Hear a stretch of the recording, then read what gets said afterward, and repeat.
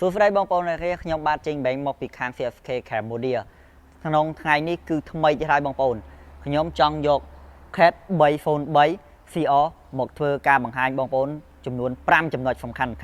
អញ្ចឹងកុំឲ្យខាតពេលយូរតាមដានទាំងអស់គ្នាថាតើ5ចំណុចនោះមានអ្វីខ្លះ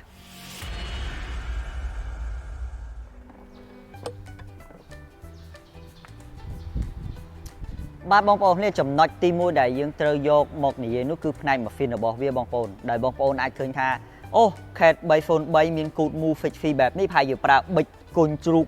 ភ្លើងឬក៏អីផ្សេងៗបងប្អូនអត់ទេសម្រាប់ muffin ដែលបំពាក់ទៅលើ3 Phone 3មួយគ្រឿងនេះគឺជាប្រភេទប៊ិចគុញជ្រូកធម្មតាហើយសម្រាប់ Horse Power របស់វាគឺអាចលោតរហូតដល់ទៅ25 Horse Power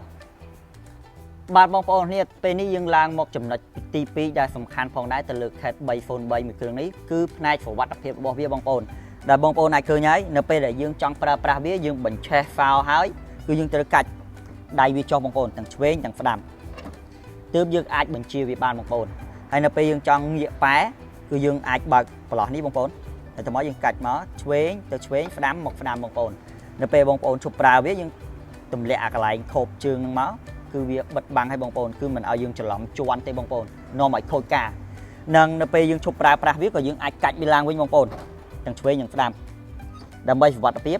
ព្រោះថាពេលខ្លះបងប្អូនពេលចុះពីគ្រឿងចាក់ឬក៏មានក្មេងឡើងមកគ្រឿងចាក់ឬក៏អ្វីផ្សេងវាអាចធ្វើឲ្យបងប្អូននឹងប៉ះពាល់អាកន្លែងចង្កូតនេះទៅវាធ្វើឲ្យខូចការបងប្អូនឬក៏វាមិនមានផ្ដល់នៅសុវត្ថិភាពនៅពេលយើងកាច់ឡើងអស់ទៅពេលបងប្អូនចុះទៅគឺមិនមានការច្រត់ត្រូវច្រត់អីទេបងប្អូនចឹងហើយទើបយើងនិយាយថាវាផ្ដល់នូវភាពងាយស្រួលនិងសុវត្ថិភាពជូនបងប្អូនយកទៅប្រើប្រាស់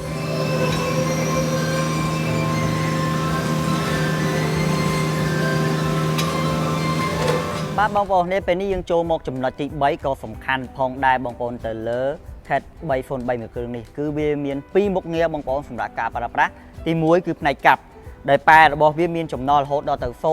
0.05 ម៉ែត្រគីបបងប្អូននិងប៉ែខាងមុខគឺជាប្រភេទប៉ែរុញបងប្អូនអានេះលក្ខណៈបងប្អូនជីកកប់ហ្វែភ្លើងជីកកប់លូអីតិចតួចអីបងប្អូនកាយហើយគឺមានសម្រាប់រុញដីសម្រាប់បង្កប់វាឲ្យចិត្តតែម្ដងបងប្អូនអញ្ចឹងងាយស្រួលមែនតើកាប់ហើយនឹង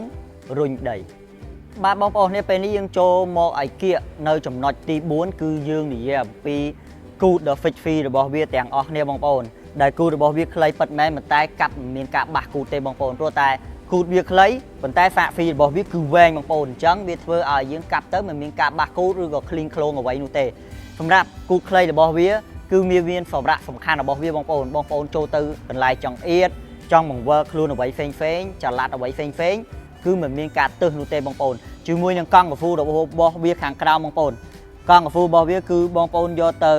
ប្រើប្រាស់ទៅលើបេតុងក៏ដូចជាការឋានសំណង់ផ្សេងគឺត្រូវប៉ាន់តែម្ដងបងប្អូនគឺវាមិនធ្វើឲ្យខូចបេតុងបងប្អូនឬក៏កន្លែងការឋានរបស់បងប្អូននោះទេងាយស្រួលចល័តងាយស្រួលបំលាស់ទីនិងធ្វើការនៅកន្លែងចង្អៀត3 Phone 3 CR មួយគ្រឿងនេះគឺពេញនិយមខ្លាំងតែម្ដង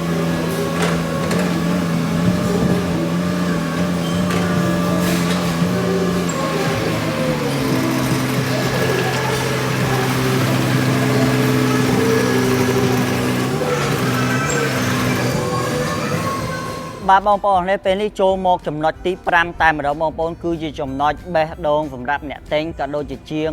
ដែលជួសជុលទៅលើ Cat 3 Phone 3មួយគ្រឿងនេះបងប្អូនសម្រាប់ Cat 3 Phone 3 CR មួយគ្រឿងនេះគឺថា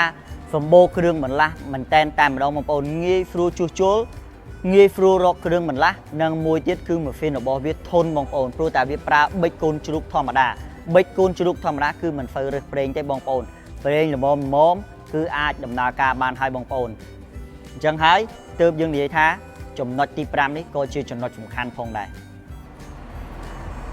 សូមអរគុណបងប្អូនអ្នកបានតាមដានវីដេអូមួយនេះមួយទៀតវិញជាបងប្អូនអាចរកឃើញថាសារៈសំខាន់ក៏ដូចជាផលលំបាកអ្វីផ្សេងទៅលើ Cat 3 Phone 3មួយគ្រឿងនេះអាចជួយចូល comment ចែកចាយបងប្អូនរបស់យើងឲ្យបានដឹងទាំងអស់គ្នាបងប្អូន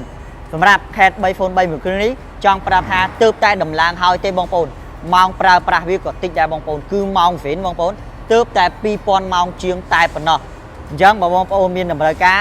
មកមុនបានមុនបងប្អូនព្រោះថាមានតែមួយគ្រឿងគត់សូមអរគុណសូមជម្រាបលាជួបគ្នានៅវីដេអូក្រោយ